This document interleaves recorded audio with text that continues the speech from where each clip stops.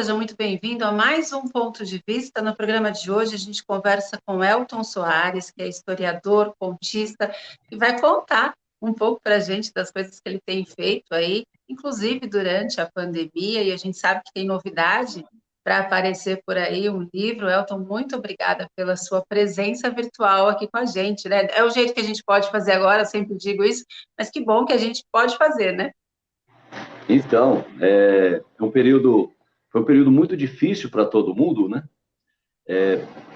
Dizer, antes de qualquer coisa, né, a felicidade está mais uma vez falando nessa TV pública, né, que é uma conquista da cidade de Guarulhos, dos vereadores, mas pensar o seguinte, quer dizer, mesmo na crise a gente tem que se reinventar, e nós, fazendo um livro, nós trouxemos muita gente para fazer parte dessa publicação, né? Então, a gente quer primeiro falar um pouquinho, Renata, da participação dos jovens, né, que vieram lá da escola Saga, aqui em Guarulhos, para poder fazer todas as ilustrações do livro. A participação também do Valdir Carleto, que é da editora Carleto.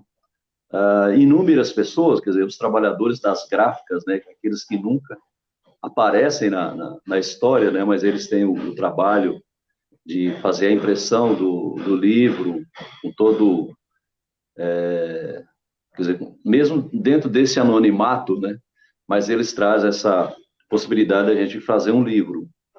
Um livro é uma criação coletiva, ele não é só do autor que escreve lá o texto, né? Tem toda uma composição, e se a gente fosse olhar para trás, Renata, a gente talvez chegaria numa história sem fim, né? Porque onde foi produzido o papel, onde foi produzida a tinta, os trabalhadores que fizeram as máquinas da gráfica, né?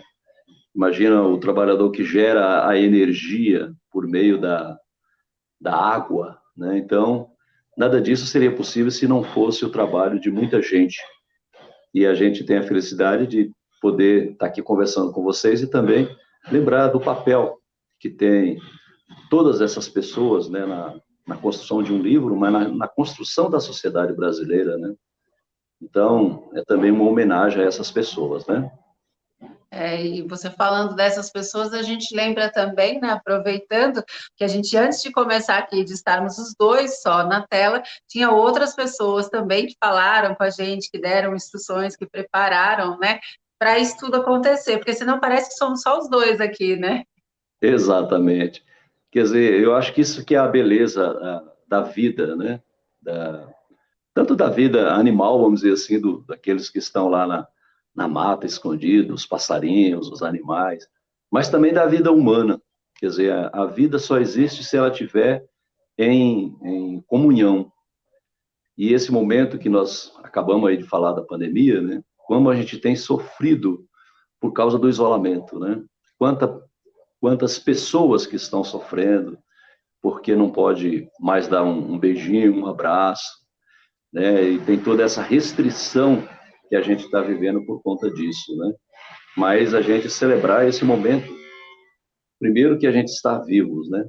E poder continuar fazendo história, e ao mesmo tempo também a nossa memória se remete àquelas pessoas que foram, né?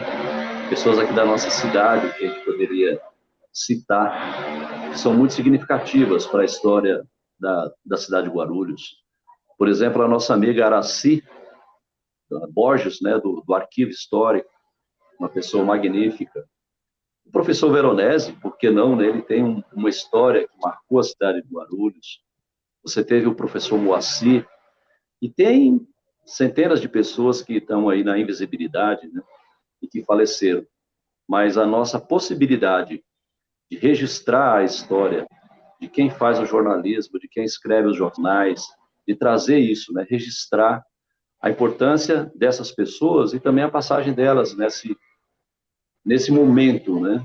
A gente está celebrando a nossa vida, mas também lembrando dessas pessoas, né, que marcaram profundamente a história do Guarulhos, né? Sim.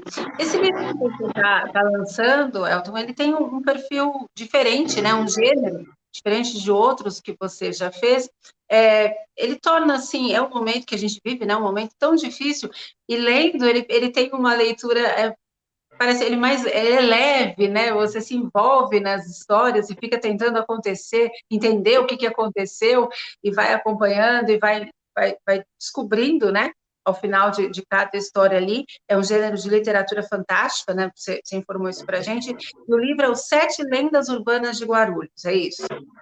Exatamente. É uma maneira diferente que eu estou encontrando, né, para contar a história de Guarulhos, voltado para um público que se acha aí numa faixa, esse livro é voltado para essa faixa, né, de 11 a 15 anos, né, num período tão difícil que as pessoas hoje estão tão consumidas, né, pelas imagens. Então a gente traz um texto que conta a história de Guarulhos de uma forma diferente. Então, Sete Lendas Urbanas, ele tem essa missão, né, de falar da história por meio da literatura, né, e da literatura fantástica. E eu tenho, assim, Renato, experimentado uma experiência diferente, né, com esses livros. Eu que já fiz quase 20 livros da história de Guarulhos no período de 13 anos, né? E a gente observa o seguinte, Renata, quando você tem um texto de história, parece que isso está voltado para um público mais acadêmico. Agora, quando você compõe um livro como esse, Os Sete Lendas Urbanas, ele entra na vida das pessoas, né? Outro dia eu estive na Câmara Municipal, e aí a mulher que serve o café, ela só tinha R$ 20, falou assim, eu queria tanto comprar esse livro, mas... na Câmara, né? Nós estamos falando da Câmara. E aí, na oportunidade que eu fui levar o livro para o presidente da Câmara, para o Lessa, para vocês aí da equipe de jornalismo, né? E a senhora que serve o café falou assim, eu queria tanto comprar esse livro, mas eu só tenho R$ 20. Eu falei, toma o livro, se algum dia você puder me pagar o restante, você paga, se não também, fica à vontade e tal, né? Mas, quer dizer, como que isso mexe com o imaginário das pessoas, né? E foi uma experiência que eu fiz primeiro, foi a Causos e Lendas Guarulhenses. E se você me permite mais um tempinho, seria o seguinte, quer dizer, você escreve um livro, você vai falando das paredes da cidade, você vai falando da indústria, você vai falando dos tijolos, você vai falando do ouro, e parece que tem uma dureza nisso, né? Agora, quando você entra por esse caminho, né, do conto fantástico, do imaginário, fica mais maleável, né? Fica mais... A história parece que ganha um outro... Parece não, ganha um outro contorno, né? E eu parti exatamente desse princípio, porque eu falei, não é possível que Guarulhos só tenha história de indústria. Será que não tem um caos, uma lenda? E aí, ao longo do trabalho, no primeiro livro, eu fui pesquisando. Aí cheguei na Bruxa de Cumbica, cheguei no Lobisomem do Jardim São João, aí a Cobra de 7 metros, né, da Água Azul, o Galinho Português da Igreja Matriz, o Bom Jesus da Cabeça, do Cabo Sul, que faz parte do primeiro livro, né? E para o segundo, eu tive o cuidado de selecionar esse tema, quer dizer, o 7, ele é notório saber, né? Então, se você pensar, são 7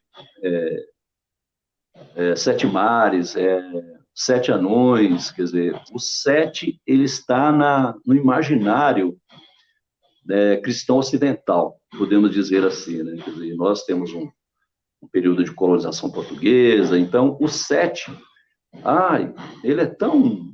Tem até aqui no livro, né? Deixa eu até lembrar aqui, ó. O 7 é notório saber, 7 dias da semana, 7 maravilhas do mundo, 7 pecados capitais, 7 propriedades da matéria, 7 virtudes humanas, né?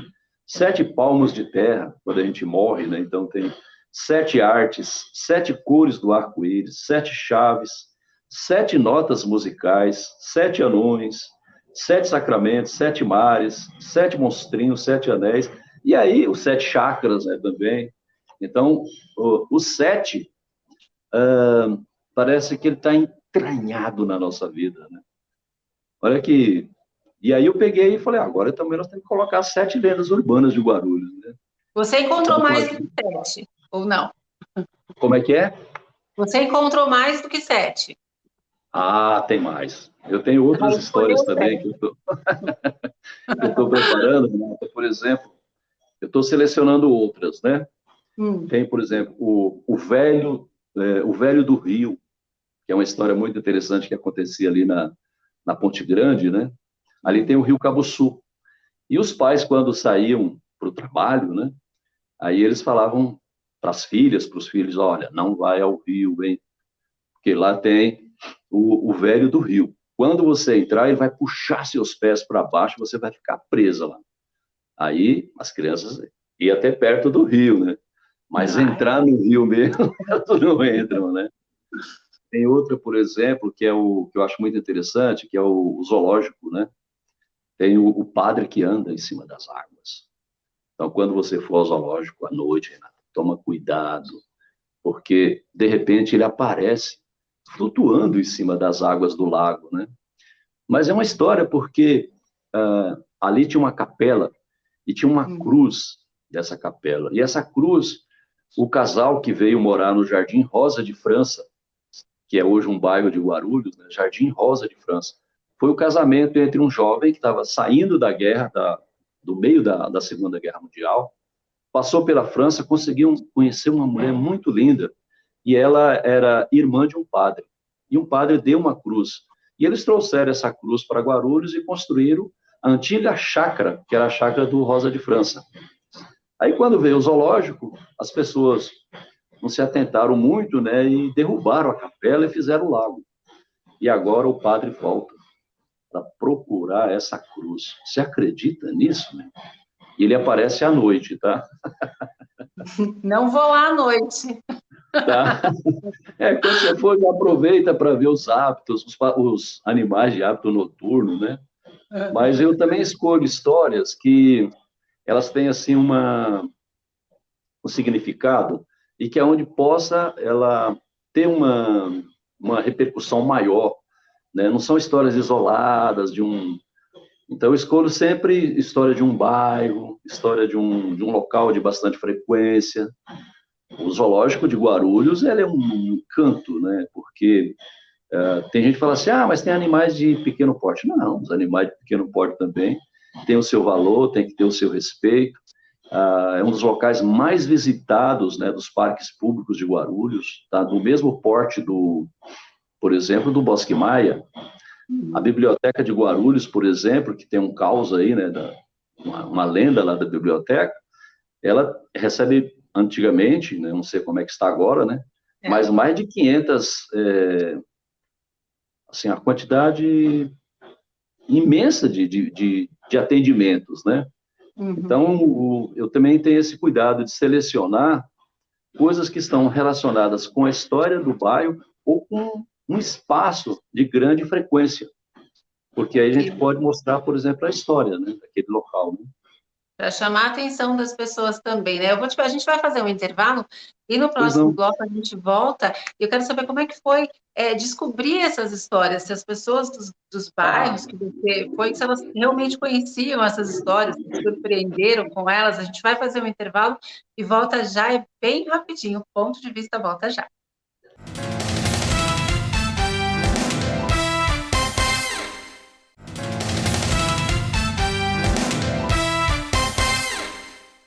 De volta com o ponto de vista, no programa de hoje a gente está conversando com o Elton Soares, que é historiador, contista, escritor, e está falando para a gente do livro que ele fez agora, durante a pandemia, com o incentivo da Lei Aldir Blanc, não é, Elton? Que é o Sete Lendas Urbanas de Guarulhos, e a gente falava, no final do bloco anterior, a gente deixou aqui, né, já o assunto proposto. Como é que foi fazer, Elton, esse livro? Como é que foi essa pesquisa, visita aos bairros, você conversou com moradores, as pessoas sabiam dessas lendas, sabiam desses acontecimentos, dessas histórias que norteiam os bairros e os locais que você retratou no livro? então, eu fiz uma pesquisa que é uma pesquisa por meio de livros, né? Tem a Bruxa de Cumbica, ela consta no livro Guarulhos Cidade Símbolo, de autoria do Adolfo Vasconcelos Noronha. E as demais foi pesquisa oral mesmo, né? Então tem uma história um pouco eu vou resumir ela, né, para a gente ganhar tempo para as demais coisas, mas o hominho do cocaia. Tem um amigo arquiteto, Daniel Carlos, né, falou, olha, eu conheci uma história interessantíssima que vai interessar para você. O homem de branco do cocaia. Eu falei, homem de branco, cara? Porque mulher de branco a gente conhece bastante, né? Agora, homem de branco era interessante, né? Aí eu peguei, ele me deu um endereço, né? E eu fui na casa da pessoa que mora, é o Oswaldo, que mora aqui no Bom Clima, né? E eu fui na casa dele e cheguei lá assim, estava passando ali perto, falei, eu vou aproveitar e já fazer esse contato, né? Aí bati na porta dele, ele ficou muito desconfiado, né? E aí ele falou assim, homem de branco? Não, eu conheço a história do hominho do cocaia. Eu falei, então deve ser esse mesmo, né? Porque eu acho que o meu amigo tinha confundido o homem de branco com a mulher de branco, com o hominho do cocaia. E aí ele me contou a história, né, do hominho do cocaia. Entramos, aí tomamos café, ficamos lá conversando, né? E aí peguei e transformei a história que ele contou e coloquei no livro, né?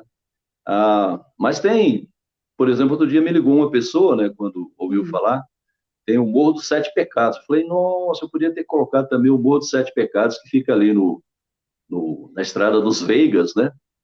Mas, assim, as pessoas vão lembrando de histórias e elas vão ligando, mandando zap, olha, tem uma história assim, tem aquela. Elton, como é que foi para lançar o livro? Como é que foi o apoio que vocês receberam? Então, Renata, assim, o papel que tem feito a Secretaria de Cultura da Prefeitura aqui de Guarulhos com ele tem um projeto chamado Funcultura, né, uma lei municipal, tem permitido muitas pessoas realizar muitos trabalhos, né? E entre eles os Sete Lendas Urbanas. Então foi uma lei de iniciativa dos deputados federais, e aqui em Guarulhos houve uma captação de recursos em montante muito alto, e aí a gente pôde publicar esse livro, né?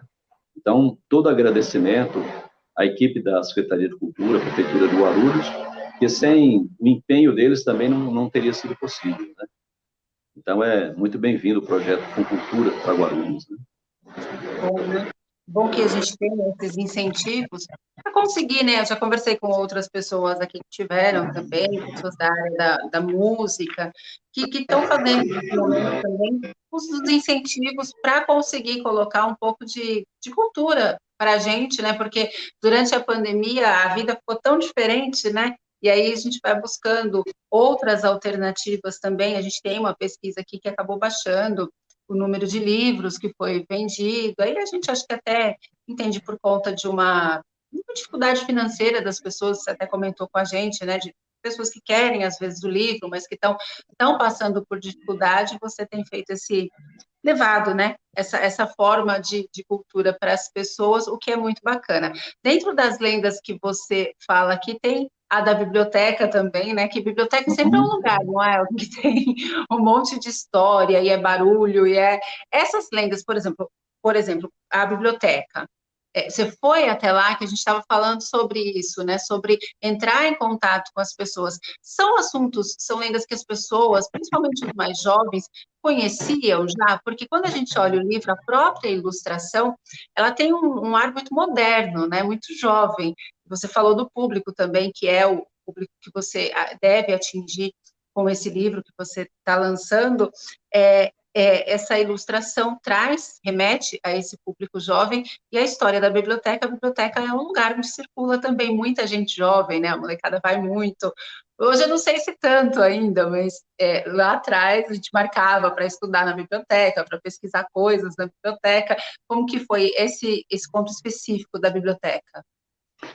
Então, Renata, eu tenho uma relação afetiva com a biblioteca muito grande, porque foi um dos primeiros espaços públicos de cultura que eu frequentei, foi a biblioteca, isso lá na década de 70, 80, e sempre eu ouvia falar dessas histórias, né, que acontecem lá na biblioteca, né?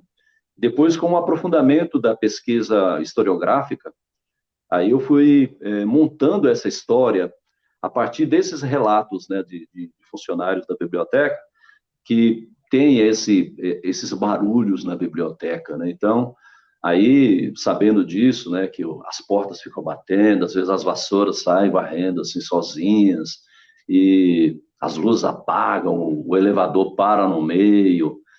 E aí eu fiquei muito, falei, mas por que isso acontece, né? Então eu me propus a fazer uma investigação histórica para saber o que que era aquele antigo espaço, né? Então aquele espaço era o cemitério da Irmandade de Nossa Senhora do Rosário Mãe dos Homens Pretos.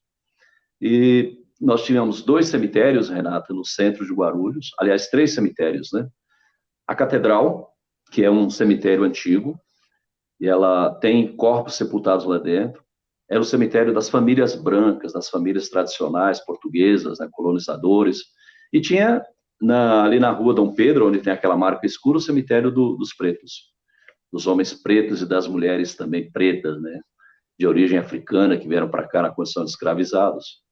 E tinha também o cemitério dos Bexiguentos, que é onde está aí na Praça Getúlio Vargas, o Colégio Capistrano de Abreu, porque não era permitido sepultamento de pessoas com varíola, com bexiga, né, em cemitérios oficiais, que no caso eram as igrejas, né?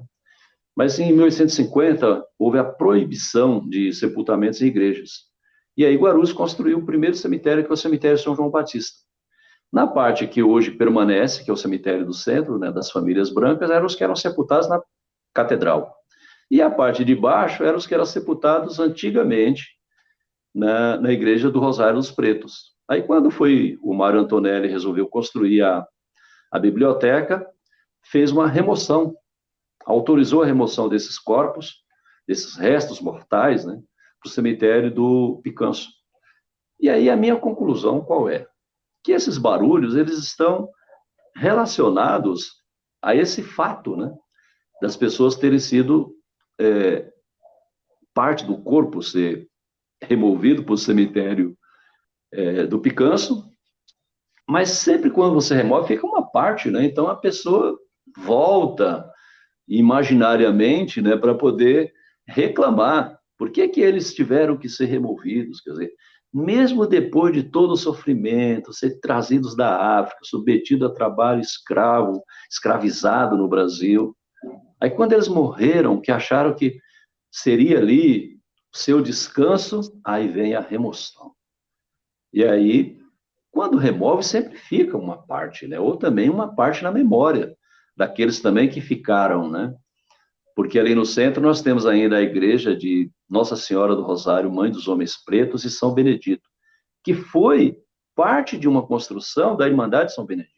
Então imagina para essas famílias tradicionais de origem afrodescendentes que viram seus entes queridos, né, serem removidos. Então gerou uma memória, gerou uma insatisfação, né?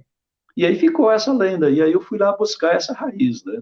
Encontrei essa, não sei se outros vão encontrar outras histórias para justificar, assim, a gente fazer uma coisa que eu trabalho hoje, Renata, é um negócio chamado geo, história e imaginário. Então, um espaço, geo, é um espaço geográfico, mas nesse espaço aconteceram muitas histórias. E um imaginário que se ergue, né? Então, esse conceito eu acho muito bacana para a gente poder aproximar de um público mais jovem para contar a história por um outro ângulo, né? Então, eu encontrei essa explicação, tá? E é muito bacana, é muito gostoso de ler. Você falou lá, é uma leitura diferente, é uma leitura que envolve mesmo, muito leve, muito bacana. E a gente está quase encerrando, mas precisa falar que esse é o mês de lançamento do livro. O livro chega aí, vai estar disponível. Como é que as pessoas fazem para encontrar os 7 lendas urbanas, é isso? Vou conferir aqui o 7 nome. lendas urbanas de Guarulhos. 7 lendas urbanas de Guarulhos. Como é que faz para encontrar? Guarulhos entrou agora no hall do 7, tá? Agora não tem mais jeito. Não tem mais jeito. Agora está dentro do 7, tá? Só para a gente falar uma coisa importante de Guarulhos. Acho que Guarulhos, assim, no contexto mundial, né, a primeira aparição de Guarulhos é a questão do Trópico Capricórnio, né? E agora com o aeroporto depois, né? E agora Guarulhos também está nas 7 lendas urbanas, né? Nesse mundo globalizado, aonde nós temos que conhecer as histórias dos outros, 7 anões, enfim, né? Branca de Neve. Mas nós temos também que conhecer os nossos causos e as nossas lendas locais, a nossa história local, porque isso é um fator de integração de uma humanidade que produz conhecimento, né? Então, a gente não tem que ficar refém de uma leitura só dos contos tradicionais, né? Que são produzidos lá fora, na Europa, enfim. Né? Nós temos aqui uma produção, e isso tem que ter uma integração. Eles também têm que conhecer o nosso trabalho, assim como nós também conhecemos o deles, né? E o lançamento vai ser dia 14 de agosto, sábado, lá no antigo Espaço da Nobel, que hoje é o Espaço Café Bar, um ambiente maravilhoso para tomar um café, ler um livro, escutar histórias, rever pessoas, conhecer os jovens da Escola da Saga, o Valdir Carleto também vai estar lá.